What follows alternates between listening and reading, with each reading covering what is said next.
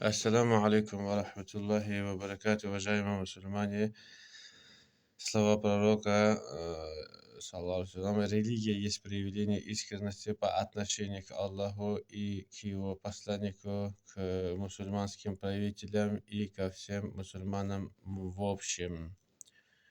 Передает, что Джабир бин Абдуллах аль-Баджали анху сказал: я поклялся посланнику Аллаха, саллаллаху алейхи вассалям, в том, что буду молиться, выплачивать закят и проявлять искренность по отношению к каждому мусульманину. Здесь под искренностью, проявление искренности имеется в виду насиха, то есть благожелательное и искреннее отношение, уважаемые мусульмане.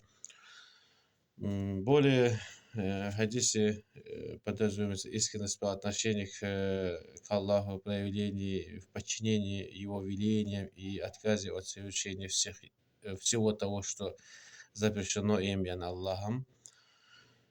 Также здесь имеется в виду оказание им помощи, то есть правителям, да, мусульманским, оказание им помощи и в их делах, если они стараются вести мусульман по прямому пути и указание на их ошибки, если они впадают в заблуждение. То есть это не означает прям, как сегодня принято, как у муджаитов и джахмитов, если правитель, все, он мусульман, и каждому надо повиноваться. Здесь, конечно, нет, имеется в виду по исламу, мусульманскому правителю, который по исламу правит.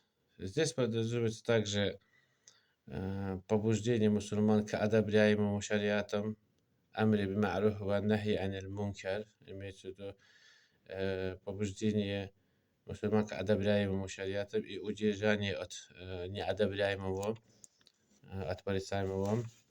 Также доброе отношение к ним, стремление помочь и старание выполнить все то, что к чему побуждал людей посланник Аллаха, саллаллаху алейхи вассалям, в сфере взаимоотношений друг с другом.